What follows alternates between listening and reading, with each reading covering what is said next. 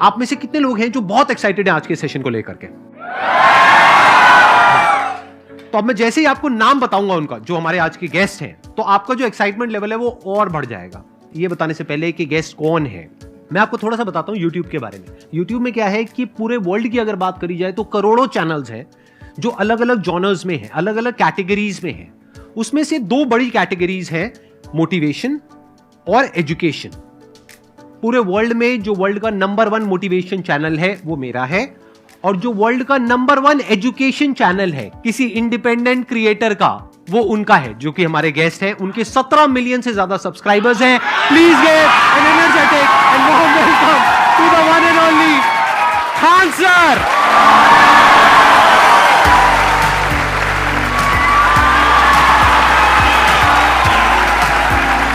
क्या हाल चाल जी, कैसे हैं आप?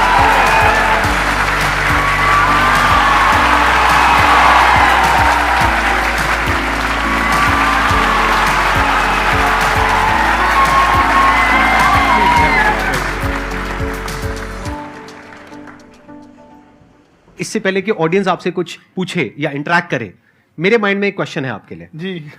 जो बच्चे हैं वो आपके इतने दीवाने क्यों हैं, इतने पागल क्यों हैं आपके पीछे? मतलब मेरे कमेंट सेक्शन में भरा पड़ा था, खान सर कब आएंगे, खान सर कब आएंगे। मतलब ऐसा क्या जादू कर दिया आपने बच्चों के ऊपर? ये सवाल हम आपसे भी पूछते हैं, हमारे पे भी इतना कमेंट आया, इतना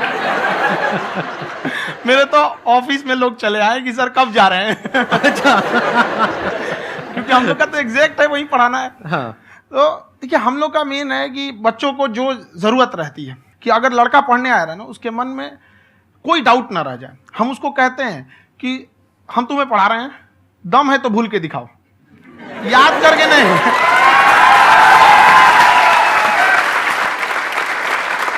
प्लस आप जिस प्राइस पॉइंट पे पढ़ा रहे हैं, आई थिंक वो सबसे कम है, वो बहुत ही कम है। सर, ये जो फीस का कल्चर है, ये हमारा इंडियन कल्चर नहीं है। हमारा इंडियन कल्चर गुरु दक्षिणा है, उस हिसाब से वो सही है।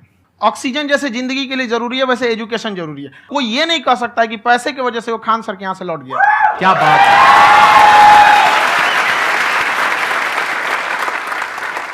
मैंने देखा कि आपका ये जो चैनल है कि ये पिछले 3 साल के अंदर अंदर ही ग्रो किया है। हमको जब चैनल शुरू हुआ तो एक दिन में हम 4-5 वीडियो बनाए।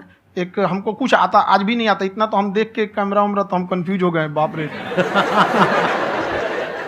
तो हम एक ही दिन में वीडियो शूट किया, पढ़ाने वाला टॉपिक था हमको। उसके बाद कभी वीडियो ही नहीं, 6-7 वीडियो एक ही बार शूट कर लिए। और एक जो थे जिनका कैमरा वगैरह था, मेरे पास कैमरे भी नहीं थे उस टाइम, और कैमरा 35,000 का था, तो 6 महीना इसी में लग गया। जो 35,000 इसी में फंस जाएगा।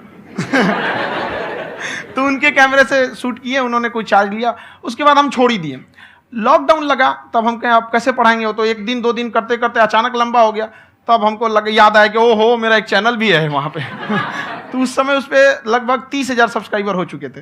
तो जैसे लॉकडाउन लगा तो उस पर पढ़ाना चालू किया, और पता नहीं क्या लोगों को पढ़ाई में इतना इंटरेस्ट आ गया कि आपका स्टाइल ऐसा है थोड़ा सा। आप आई थिंक पढ़ाई के साथ साथ में जो बीच बीच में आप थोड़ा बहुत छोड़ते रहते हैं ना, मतलब जो एंटरटेनमेंट चलता रहता है। ये बात हम देखिए, जब हम गुलाम थे ना, तो अंग्रेजों ने एक चाल चला था कि भारत को हम फिजिकली गुलाम रखेंगे 100-200 साल, मेंटली 1000 साल कर देंगे। उन्होंने पढ़ाई का मॉडल चेंज कर दिया। उन्होंने ऐसा डिजाइन किया कि ये टीचर की रिस्पॉन्सिबिलिटी है, वो पढ़ा के चला जाए। टीचर की रिस्पॉन्सिबिलिटी यहाँ खत्म नहीं हो जाती। पढ़ाना तो कोई भी पढ़ा सकता है, टीचर की इससे बड़ी रिस्पॉन्सिबिलिटी होती है उसे समझाना। वो समझा कि नहीं समझा। अगर लड़का आपके समझाने के बाद डाउट रह गया तो ये आपकी गलती है। लड़का हमसे पूछता है, सर इतनी भीड़ है आपके पास, तो कहते सर डाउट कैसे पूछेंगे? हम कह रहे यार, तुम्हारा डाउट बचेगा तब ना पूछेगा तुम डाउट यहाँ पर।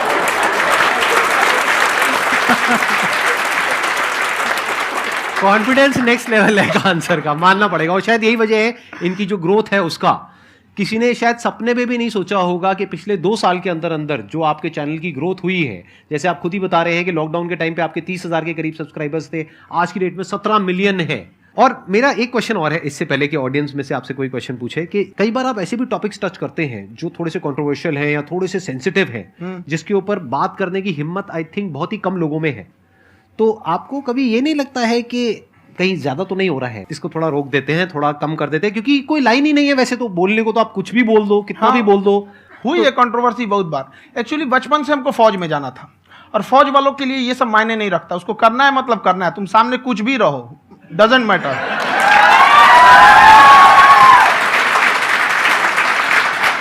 और मैंने YouTube पे देखा कुछ वीडियोस में कि आपका जो इंस्टीट्यूट है वहां पर आज से कुछ साल पहले कुछ बम गिरे थे। हाँ, कुछ गिरे थे, कुछ तो बहुत सॉलिड जगह गिरा था, फटा नहीं वो।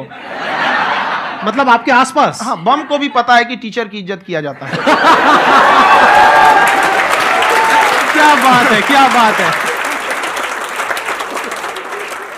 मैं समझ पा रहा हूं कि ये आपके अंदर जो एटीट्यूड है ये कहां से आ रहा है, क्योंकि आप बचपन से ही फौज में जाना चाहते थे, तो आप जंग के मैदान में ही खड़े हैं एक तरीके से। बस फर्क ये है कि आपके हाथ में कलम है, हथियार ना हो करके। हथियार से एक आदमी की जान जा सकती है, हाँ। कलम से बहुत ताकत होता है। शिक्षा एक ऐसा हथियार है ना, हर कुरीतियों से लड़ सकता है, हर तरह की समस्याओं से। और ये एक ऐसा हथियार है, मेटल डिटेक्टर में भी नहीं पकड़ाता है।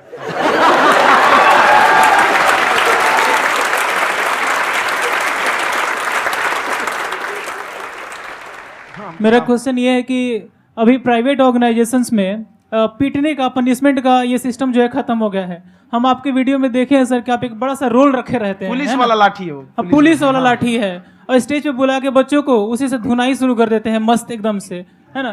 तो सर मतलब कि बच्चे मतलब कि डरते नहीं हैं आपसे, और इस तरीके से कैसे कनेक्टेड हैं आपसे, है ना? और एक और क्वेश्चन सर, यूपीएससी का जो आप अपना बैच स्टार्ट करने वाले हैं, ठीक है, उसके बारे में बताइए सर, क्योंकि मुझे मतलब कुछ इशू करना है सर, ठीक है? और संदीप सर को देख लिए, मेरा तो वैसे ही हो जाना है।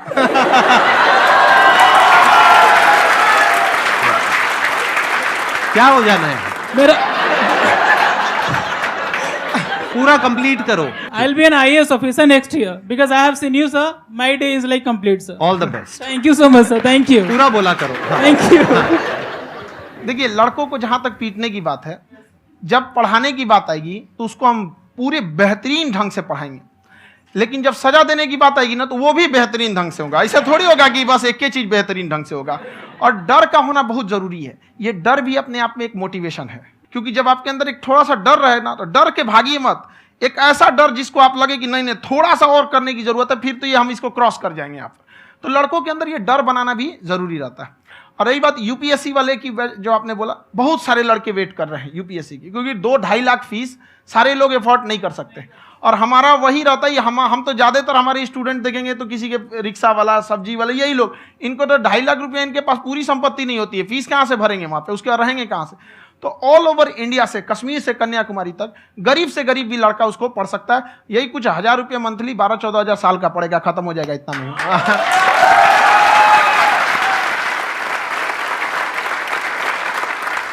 ये जो डंडे वाली बात इन्होंने कही, ये सच है? मतलब आप हाँ, सच में एक डंडा रखते हो पुलिस का ही है वो, और मारते हो? हाँ। कि मतलब अगर कोई लड़की छेड़ता है या ऐसा कोई भी उल्टा नहीं, पुल्टा काम पढ़ाई करता लिखाई है, कुछ भी गलती करेंगे तो पिटाएंगे वो यहाँ पे, कैमरे पे, ऑन कैमरा, जैसा भी रहे, कुछ भी पिटाना तो उनको फिक्स है। एक तो कोई मतलब विधायक जी थे, उनके लड़का को पीट दिए, तो चला है दल बल लेके अपना वहां पे। उसने घर पे नहीं बताया था कि सर ने पीटा है, बस बोल दिया कोचिंग में पीटा है। बाद में पता चला हम पीटे हैं, तो उसके पिताजी मेरे सामने और पीटे।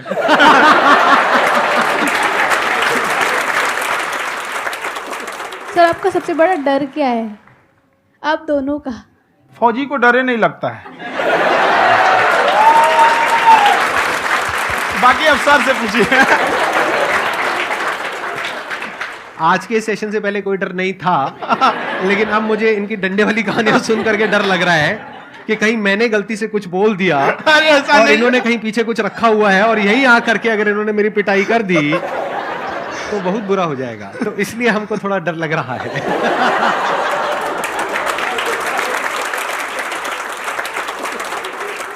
आपकी डेली कितने घंटे क्लासेस होती हैं? 6-7 घंटे। अभी भी खुद ही करते हो आप? हाँ, जो भी हमारे classes स्टाफ करते हो। परेशान रहते हैं। हम 1:30-2 बजे सोते हैं, सुबह 6 बजे उठ जाते हैं, परेशान रहते हैं। यार इतना क्यों करते हो, है ना?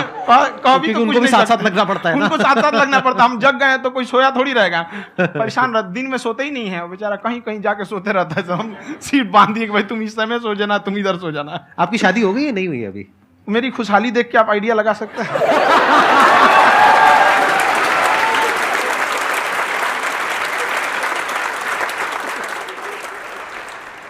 First of all I would like to say sir thank you so much to you and to your team कि आपने मुझे यहाँ आने का मौका दिया। एंड सर अब तक मैंने आपको सिर्फ फ़ोन या लैपटॉप में ही देखा है दोनों को, आज फर्स्ट टाइम लाइव देख रही हूँ तो बहुत अच्छा लग रहा है। तो मेरा क्वेश्चन ये है सर आपसे, जब हम लाइफ में कोई डिसीज़न लेते हैं कि हमें ये पर्टिकुलर चीज़ करनी है, और क्योंकि हम डिसीजन लेते हैं तो हमारी आदत है कि पहले हम 4 लोगों से पूछते हैं कि तू बता तेरी क्या राय है, तू बता तेरी क्या राय है। तो उनमें से अगर कोई हमें कह देता है कि ये बेकार डिसीजन है मत कर, तो हमारा माइंड कहीं ना कहीं डाइवर्ट होने लगता है और उसकी वजह से हम अपना डिसीजन चेंज कर देते हैं। तो मेरा क्वेश्चन ये है कि कैसे हम अपने डिसीजन पे स्टिक रहे, कैसे हम जो दूसरे के ओपिनियन है उनको अफेक्ट ना होने दें अपने ऊपर। दूसरे से सलाह लेने से पहले एक बार खुद उस पर रिसर्च कर लेना चाहिए, ताकि आप सामने वाला क्या सलाह दे रहा है आपको समझ में आना चाहिए। यहाँ पर ऐसा नहीं है कि कई बार ऐसे होते हैं कि दूसरे वाले को एक्सपीरियंस होता है, तो अगर आपको पहले से आइडिया है, उसके बारे में आप बेहतरीन ढंग से रिसर्च किए हैं कि क्या इसमें प्लस पॉइंट है क्या निगेटिव है, उसके बाद आप किसी से सलाह लेने जाइए। ये नहीं कि मन में आया सीधा बता गड़बड़ा जाएगा। तो वहाँ पे पहले आपको R&D करना पड़ता है, समझ में आया कि नहीं। और जिंदगी हो या गाड़ी, जीतेगा वही जो टाइम पे गियर चेंज कर रहा है। तो डिसीजन चेंज करना बहुत ज़्यादा गलत नहीं है। इन्होंने बहुत अच्छी बात कही है और मैं इसी बात में थोड़ा सा और ऐड ऑन करूंगा कि ये जो आपने कहा ना कि अपने डिसीजन पे स्टिक कैसे रहें, ये कोई अच्छी क्वालिटी नहीं है, क्योंकि टाइम टू टाइम आपको अपने डिसीजंस को चेंज करना होता है। जैसे आपने 4 लोगों से डिस्कस किया, कोई इंसान कुछ पॉजिटिव बोल रहा है, कोई नेगेटिव बोल रहा है, उससे फर्क नहीं पड़ना चाहिए। डिपेंड ये करता है कि वो जो बोल रहा है उसका बेसिस क्या है। क्या वो किसी नॉलेज या एक्सपीरियंस के बेस पे बोल रहा है या ऐसे ही कुछ भी बोल रहा है? ऐसे ही बोल रहा है तो फिर उसकी बात पे ध्यान क्यों दे रहे हो? अगर किसी नॉलेज या एक्सपीरियंस के बेस पे बोल रहा है, फिर चाहे वो पॉजिटिव बोल रहा है चाहे नेगेटिव बोल रहा है, दोनों ही मायने रखता है। उसके बाद में रिसर्च करनी है और फिर रिसर्च करने के बाद में फाइनल डिसीजन अपना खुद का होना चाहिए। अब वो डिसीजन उससे अलग भी हो सकता है जो आपने पहले लिया था, और वो सेम भी हो सकता है। सर मेरा क्वेश्चन दोनों से है आपसे, how to deal procrastination and laziness. हमारा ब्रेन है ना, ये बहुत आलसी टाइप का है, इसको आराम खोजना पसंद है। अब थोड़ा सा भी अब इसको आराम की ओर लेके चले गए ना तो फिर उधर ही रहेगा। आप सोचेंगे 10 मिनट आराम कर लेते हैं ना, तो 10 मिनट 2 घंटा बना देगा। उसको टॉर्चर कीजिए, चल 10 मिनट बाद में उसको आप उस पर हावी मत। वो कह रहा है कि हमको आराम चाहिए, आपको हाँ आराम मिलेगा, पहले काम फिर मिलेगा आराम।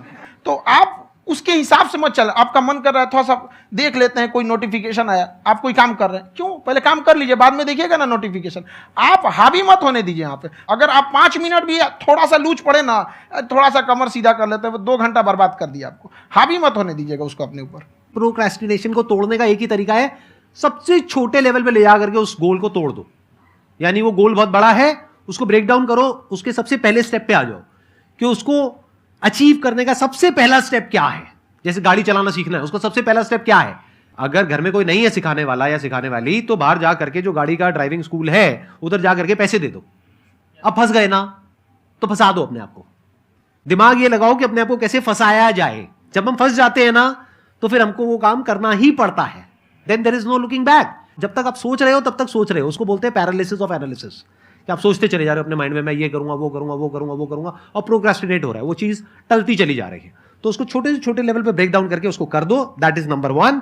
और जैसे ही करना शुरू करते हो, कोशिश करो कि उसको जब तक कि आप सही से नहीं कर लेते हो उसको छोड़ना नहीं है, तो आपकी लेजीनेस भी खत्म हो जाएगी। कई लोगों को तो हमने देखा जो सप्ताह में कुछ भी नहीं करता, वो भी संडे को आराम कर रहा है।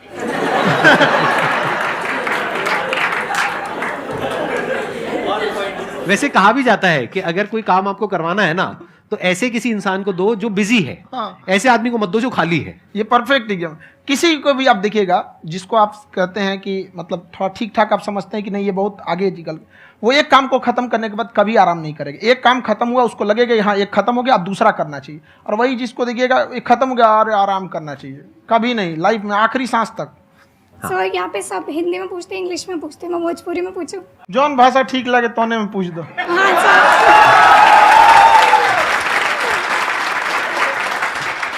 सर ये पूछे के चाहते नहीं कि जैसे हमने के पढ़ाई करी नहीं सर, तो कभी कभी डेली टारगेट्स जो होला वो कंप्लीट ना होला। अगर टारगेट्स कंप्लीट भी होला तो फिर ऐसा इरिटेशन या फिर वो एंजाइटी या फिर कि और करना है या फिर अभी नहीं हुआ, वो चीज़ हमेशा रहेला। तो वो कम कैसे करल जाए? देखिए टारगेट्स को ना हम लोग को एक अपने हिसाब से पहले फिट करना चाहिए। ऐसा नहीं कि दूसरे किसी इंसान को देख के हम टारगेट फिट कर ले। कोई लड़का 8 घंटा पढ़ रहा है, कोई पहली बार अभी पढ़ना ही चालू किया, उसको देख के 8 घंटा पढ़ेगा तो पढ़ाई छोड़ देगा। तो आप अपनी क्षमता के हिसाब से देखिए कि आप कितना पढ़ सकते हैं। अगर आपने एक घंटे को बना लिया कि हम 1 घंटा पढ़ सकते हैं, अगले 1 हफ्ते तक उसको सस्टेन रखिए। जिम में कैसे करते हैं लोग, पहले दिन उठा लीजिएगा 1 कुंटल तो हार्ट अटैक हो जाएगा। तो वो धीरे धीरे टारगेट सेट कीजिए और अपनी क्षमता को भी देखिए। हर इंसान की क्षमता अलग है। कंगारू को देख के हाथी छलांग मारेगा, पैर तोड़ के बैठ जाएगा।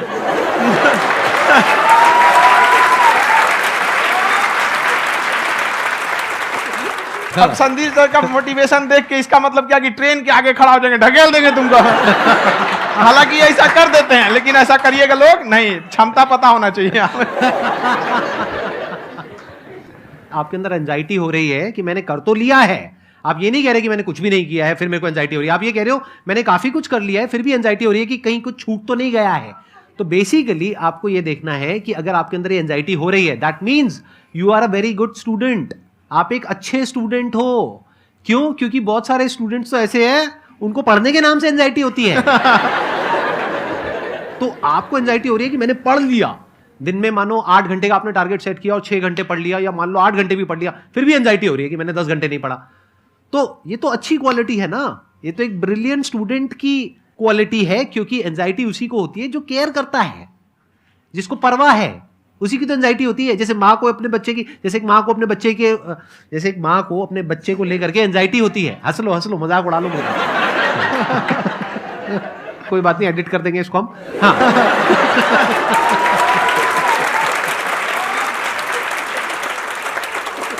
जैसे एक माँ है, उसको अपने बच्चे को लेकर के एंजाइटी होती है, थोड़ी सी भी तबीयत खराब हो जाए उसको एंजाइटी होती है, चाहे बच्चा ठीक भी है, डॉक्टर को नहीं होती है। क्यों? क्योंकि माँ को उस बच्चे से प्यार है। तो दैट मीन्स कि आप अपनी पढ़ाई को लेकर के सीरियस हो, इस वजह से आपके अंदर एंजाइटी हो रही है, विच इज नॉर्मल। जहां पर प्यार मोहब्बत होती है वहां पर थोड़ी बहुत एंजाइटी तो होती ही है ना। समझ रहे हो ना मैं क्या कहना चाह रहा हूं? आप लोग समझ रहे हो ना मैं कहां जा रहा हूं? जब वो किसी और से बात करती है तो एंजाइटी होती है ना।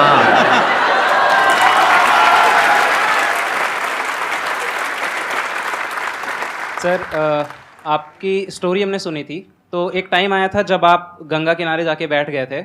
उस समय आपको कुछ समझ नहीं आ रहा था, तो उस समय मतलब आपने ये डिसीजन कैसे लिया कि अब आगे नहीं, यहाँ से वापस जाना है? रास्ता ही नहीं था। घर जाने के लिए एटलीस्ट 90 रुपए चाहिए थे, जेब में 40 रुपए थे। कैसे घर जाते हैं?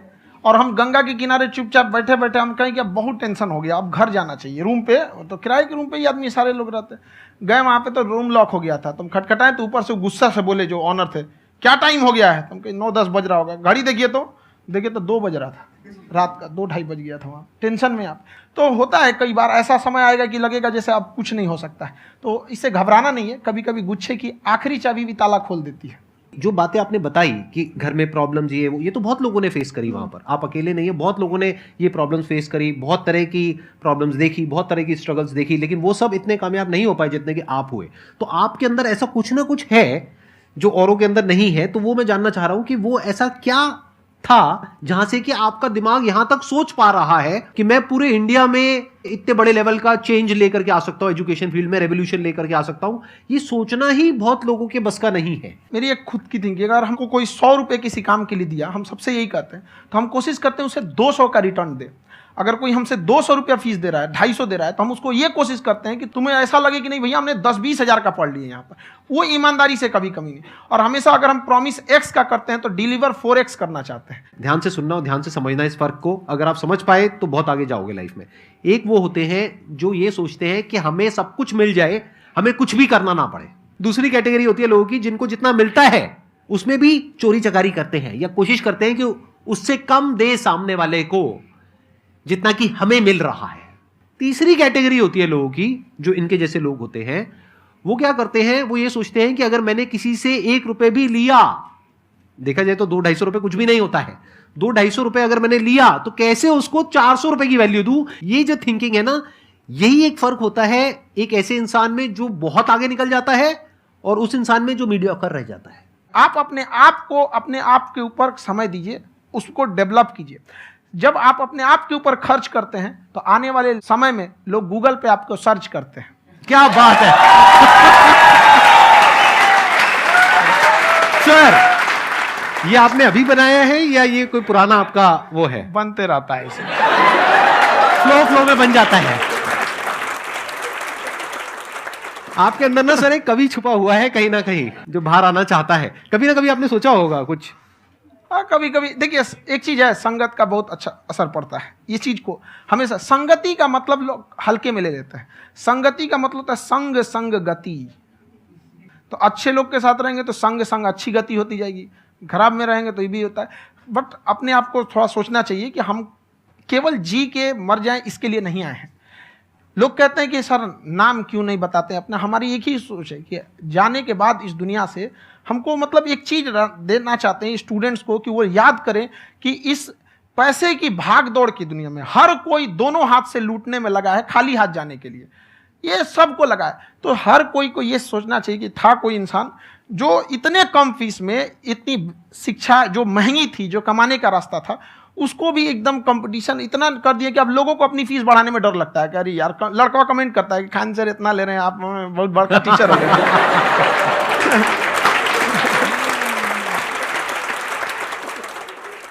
खान सर की एक क्लिप है, ये समय और समझदारी में बहुत फ़र्क होता है। अगर समय रहते समझदारी आ गई तो इंसान कामयाब हो गया, लेकिन अगर समय चला गया फिर समझदारी आई फिर तो बेकार है।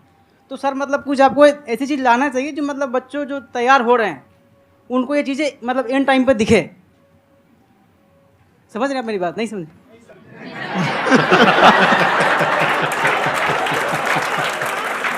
यही होता है सर, सर का मोटिवेशन ज्यादा हो जाता है। जब आप स्ट्रगलिंग फेज में हैं तो कम से कम चीजों को अपने ऊपर खर्च कीजिए, ज्यादा से ज्यादा सीखने में खर्च कीजिए। अगर आपको राजा बनने का शौक है तो गुलाम की तरह मेहनत करना सीखिए, तब राजा बनेंगे।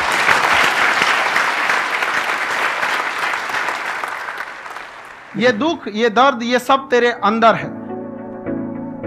तू अपने बनाए इस पिंजड़े से बाहर निकल के देख, तू अपने आप में एक सिकंदर है।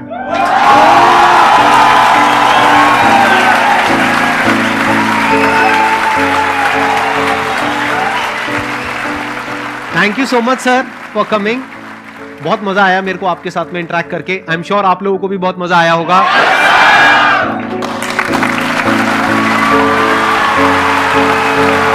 Thank you so much ji.